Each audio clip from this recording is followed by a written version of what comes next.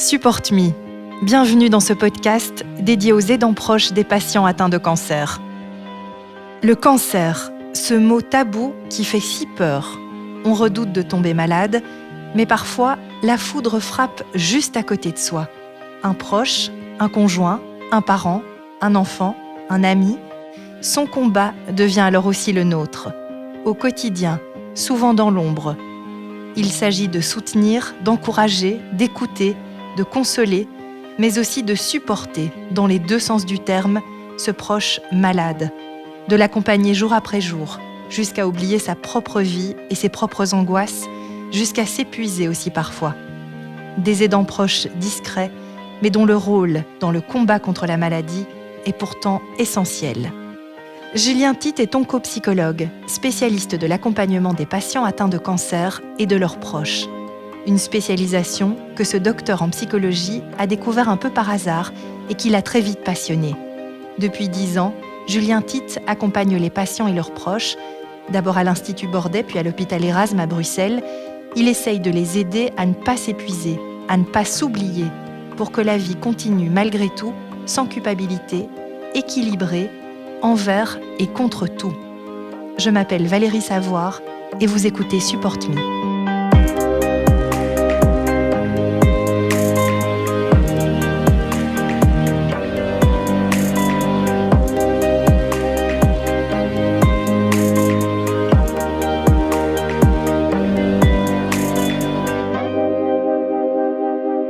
Alors, les aidants proches, moi je préfère d'ailleurs la terminologie de proche aidant parce que je trouve qu'on est proche avant d'être aidant, je trouve ça important.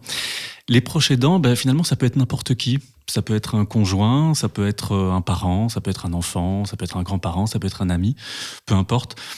En général, quand un patient tombe malade, il y a souvent une relation de soutien qui se met en place assez spontanément entre les patients et les proches de manière générale et avec un proche en particulier. Et ce proche-là va justement prendre vraiment cette place et ce rôle de proche aidant ou de proche aidant principal. Et donc ce proche aidant va être là pour aider le patient à plein de niveaux finalement. Au niveau informationnel, au niveau pratique, au niveau émotionnel. L'aide est un petit peu infinie quand on parle d'aide. Alors il y a beaucoup de proches aidants parce que finalement je pense que il y a énormément de patients justement qui ont besoin d'aide. Donc il y a beaucoup de proches aidants. Maintenant c'est une population qu'on rencontre pas forcément parce que c'est une population qui est un petit peu plus difficile d'accès que la population des patients, dans le sens que c'est une population qui va se tenir parfois un petit peu à distance justement des différentes situations parce que les proches vont parfois se dire c'est pas la peine de s'occuper de moi je ne suis pas malade. Et donc ça c'est un premier point qui est souvent important quand on discute avec les proches parce que ce n'est pas parce que les gens ne sont pas malades que ce n'est pas difficile justement cette situation. Au contraire, être proche ce n'est pas beaucoup plus facile qu'être patient. C'est tout aussi compliqué, sauf que les enjeux ne sont pas les mêmes, évidemment, mais c'est tout aussi compliqué d'être proche aidant. Donc, au niveau de ma patientèle, je pense que c'est la moitié, effectivement, des personnes que je rencontre. Donc, c'est quand même un nombre assez important. Donc, ça montre qu'il y a, derrière les patients, il y a une population en difficulté, qui est épuisée aussi, parce que ce sont des gens qui donnent beaucoup, qui, en général, reprennent beaucoup de rôles, justement, du patient. Donc, c'est un petit peu comme s'ils avaient une double vie, qui se met en place, ils doivent se gérer eux-mêmes, gérer leur propre situation, leur travail souvent, et en plus de ça, ils doivent reprendre des rôles à plein de niveaux, le rôle social, le rôle parental, le rôle conjugal, le rôle familial, il y a plein de choses qu'ils doivent reprendre à la place du proche malade. Être proche aidant, c'est effectivement un marathon plus qu'un sprint, donc c'est vraiment une course de fond. C'est vrai qu'au début de la maladie, il y a beaucoup de choses qui viennent chambouler justement la famille ou le proche et le patient et son entourage. Donc il y a beaucoup de choses qui sont chamboulées. Et donc, il y a beaucoup de choses qui vont se transformer, justement, au niveau de l'équilibre de la famille et des différents systèmes. Et l'idée, justement, c'est que tout le monde puisse tenir le coup sur le long terme, parce que le cancer, c'est vraiment devenu une maladie chronique, c'est-à-dire qu'on traite les gens sur des périodes de plus en plus longues. Et donc, évidemment, ces chamboulements se retrouvent sur des périodes de plus en plus longues. Donc, l'idée, effectivement, c'est que les proches puissent aussi s'y retrouver sur le long terme. Et c'est ça qui est souvent difficile, c'est qu'au début, ils mettent beaucoup de choses en place. Et donc, comme ils mettent beaucoup de choses en place et reprennent beaucoup de fonctions, comme je viens de le dire, comme ils reprennent beaucoup de choses, au début, ils parviennent à tenir, ils parviennent à résister à tout ce stress. Et au bout de quelques semaines, déjà parfois quelques mois, les gens ont tendance à s'épuiser. Et alors à partir de ce moment-là, évidemment, ça devient très compliqué parce que les proches s'épuisent. Donc s'ils s'épuisent, ils sont moins capables d'aider le patient. Et donc finalement, tout le monde a tout perdu au final. Donc l'idée, c'est vraiment que les gens puissent s'adapter et s'en sortir sur le long terme. Le proche aidant doit trouver une forme d'équilibre. Je pense que je parlais d'enjeux tout à l'heure. Ça, c'est un des enjeux du proche aidant, trouver un équilibre. Souvent, il va y avoir une tendance dans cette relation qui s'installe entre le patient qui est malade et le proche qui est a priori non malade. Il y a une relation assez déséquilibrée qui va se mettre en place où le proche va avoir tendance à s'oublier pour aider l'autre. Et ça, c'est un des pièges dans lesquels tombent très facilement les proches, c'est s'oublier et oublier leurs propres besoins, alors que c'est fondamental justement pour tenir le coup. Sur le long terme, il faut faire attention à ses besoins, il faut les mettre en évidence, il faut les mettre en avant et c'est pas un problème.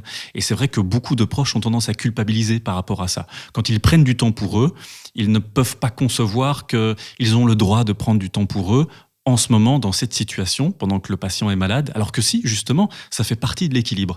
Et au plus ils parviendront à garder cet équilibre, au plus ils pourront faire et être dans le rôle de proche aidant. Et c'est ça l'objectif et le but, justement. C'est pas simplement le fait de mettre sa vie entre parenthèses comme si on mettait tout sur pause et que tout reprend après comme si de rien n'était, comme c'était le cas avant que la maladie arrive. Évidemment que la maladie va venir transformer certaines choses. Quand on parle par exemple de changement de rôle, eh bien c'est sûr que sur une certaine période de temps, il y a beaucoup de rôles qui vont changer entre le patient et le proche aidant, beaucoup de rôles qui vont se redistribuer. Une fois que la maladie n'est plus là, il faut réapprendre tout ça. Ce n'est pas simplement une parenthèse qui se ferme, c'est quelque chose finalement d'assez nouveau qui va se mettre en place et donc il faut réapprendre à vivre ensemble et réapprendre finalement à retrouver cette relation qu'on avait effectivement avant, mais elle ne va pas être tout à fait la même. Évidemment qu'elle est modifiée. Donc, je sais que beaucoup de gens, je pense, tiennent le coup comme ça aussi en se disant que c'est une mise entre parenthèses. Mais c'est pas tout à fait vrai non plus. Il faut avoir conscience de ça, que l'enjeu au final, c'est pouvoir réapprendre des choses et redistribuer peut-être les choses différemment, redistribuer les rôles différemment.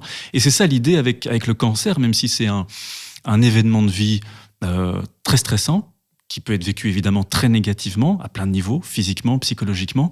On peut aussi se servir du cancer pour changer des choses positivement parlant. Et c'est très important, c'est toute la notion de développement personnel.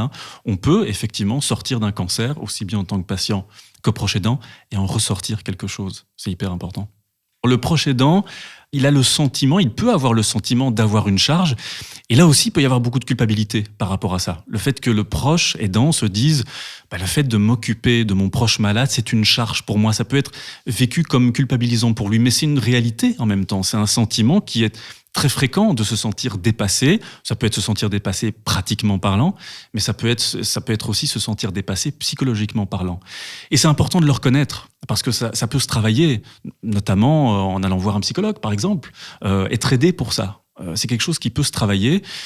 Je pense que c'est un facteur de risque assez important quand les gens ressentent une charge, justement un facteur de risque pour passer par des moments d'anxiété, des moments un peu plus tristes, des moments de dépression parfois aussi. Donc c'est quelque chose avec lequel il faut être assez à l'aise. Je pense qu'avant même d'aller voir un psychologue, on peut en parler aussi avec son proche malade. C'est pas interdit d'avoir une discussion à ce propos-là, et ça ne va pas forcément rendre les proches malades, ça va pas forcément rendre les patients plus anxieux ou plus déprimés de savoir que leur proche, à un moment donné, a un sentiment d'avoir une charge. Parfois, justement, les patients sont en attente de ça. Ils veulent savoir comment vont leurs proches. Et donc, la communication, à propos de ça, entre autres, c'est hyper important. Beaucoup de proches aidants vont essayer de tout faire tout le temps et de manière super efficace et donc de fonctionner à 150%. Alors, c'est quelque chose qui se comprend assez facilement parce que, bien sûr, en tant que proche, on n'est pas le patient. Donc ça veut dire qu'il y a des choses qu'on ne ressent pas, on a encore moins de contrôle sur la maladie, donc on a envie de faire 2 fois plus. On a envie de faire des choses pour aider concrètement le patient. Et donc on va fonctionner en sur-régime. Comme je disais, ça peut tenir tout un temps, ça peut fonctionner, mais au bout d'un temps, qui varie en fonction des personnes, ça peut effectivement conduire les proches dans une forme d'épuisement, justement. Et donc, fonctionner à 150%, il y a certains moments où les proches sont obligés de fonctionner comme ça, et donc il n'y a pas moyen de faire autrement.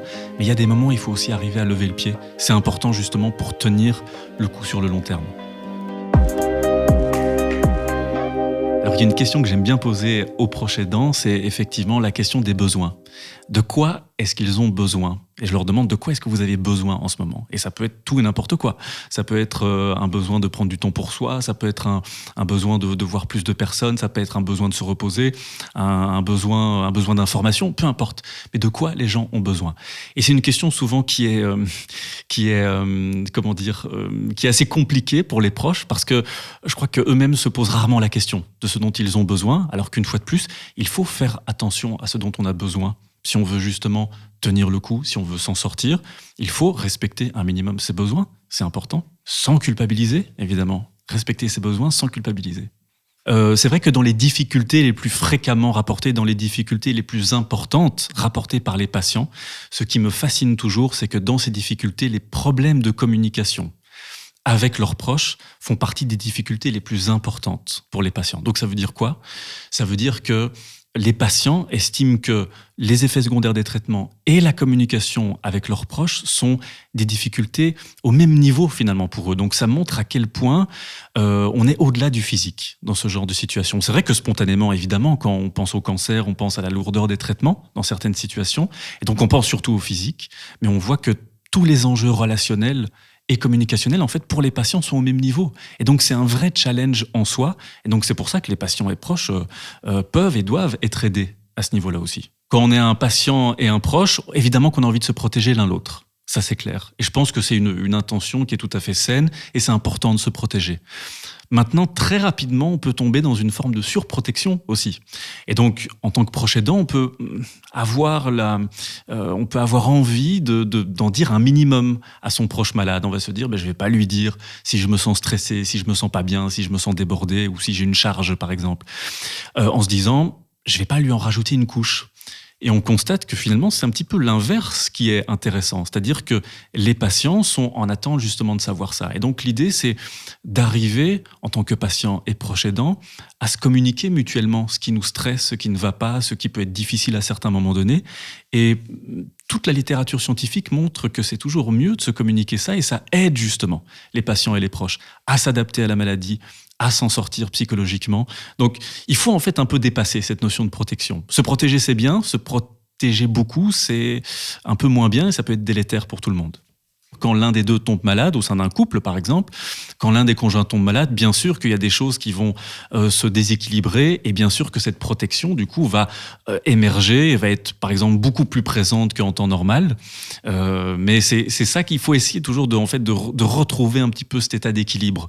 Être malade ou être le proche de quelqu'un qui est malade, ça veut pas dire justement forcément être déséquilibré au niveau de sa relation. Justement, l'idée en fait de l'adaptation des couples par exemple ou d'une famille, c'est parvenir à retrouver cet état d'équilibre. C'est ça, en fait, l'enjeu. Retrouver l'état d'équilibre et ne pas forcément rester dans quelque chose de déséquilibré où on a quelqu'un de malade d'un côté, donc quelqu'un qui est aidé d'un côté et quelqu'un qui est aidant de l'autre.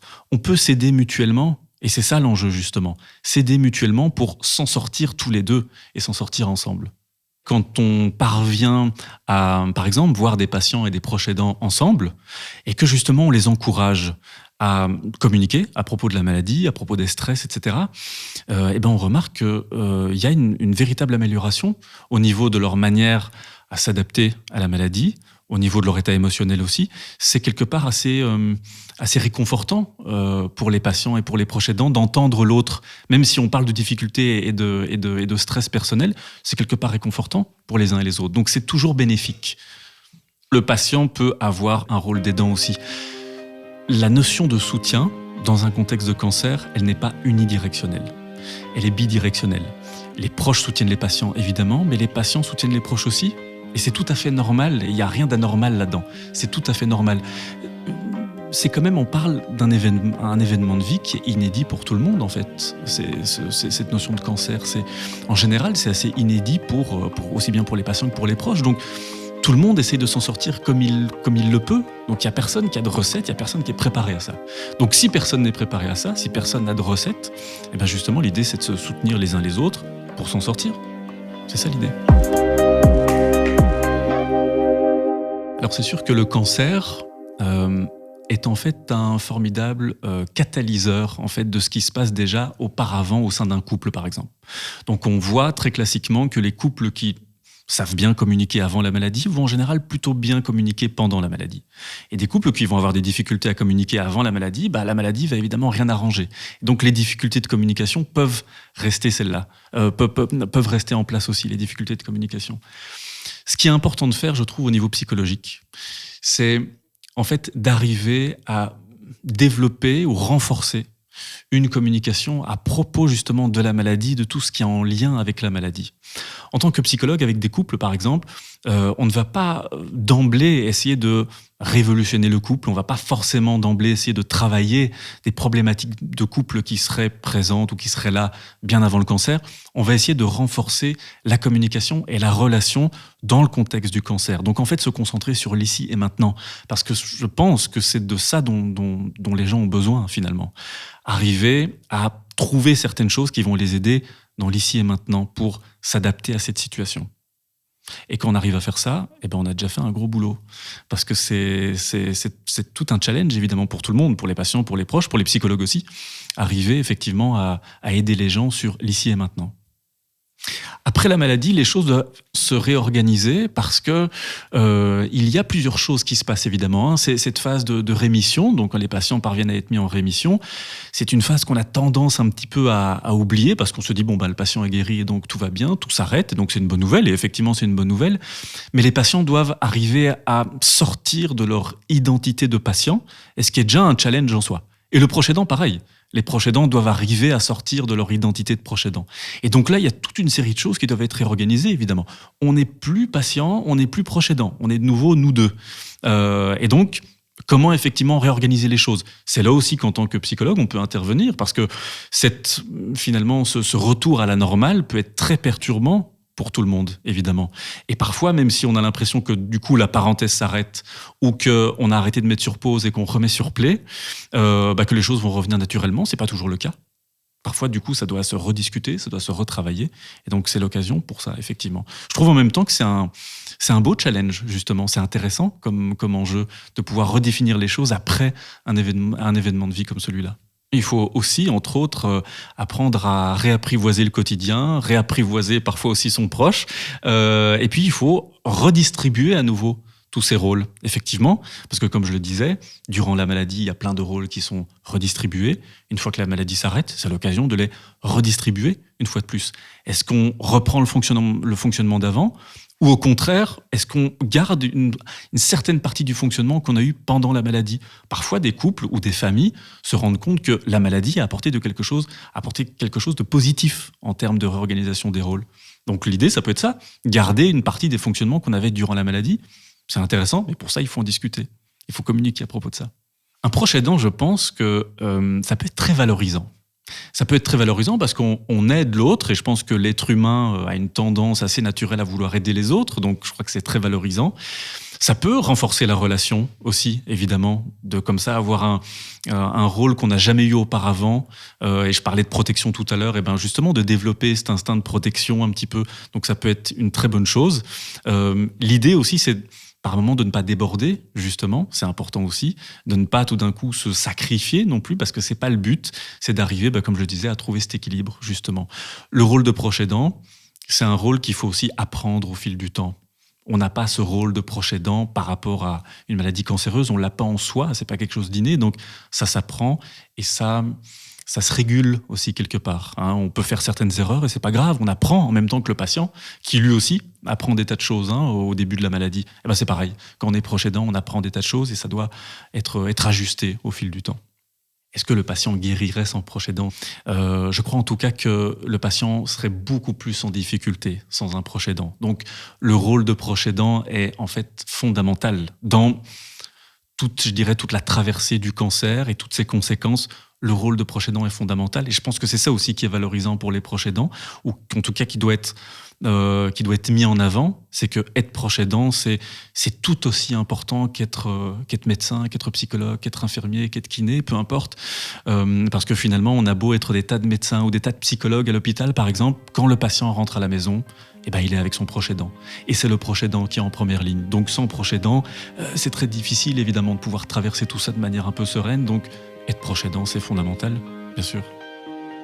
Vous venez d'écouter un épisode de Support Me, un podcast à l'initiative des associations de patients Digestive Cancer Europe et Talk Blue Vlaanderen et du laboratoire Servier, dans le cadre du projet Léa, un programme de soutien aux aidants proches qui vise à améliorer la prise en charge psychologique des personnes atteintes d'un cancer digestif métastatique. Un entretien recueilli par Valérie Savoir et monté par Cédric Van Stralen. Graphisme, Jennifer Guillain, Trésor Studio. Musique, Cédric Van Stralen.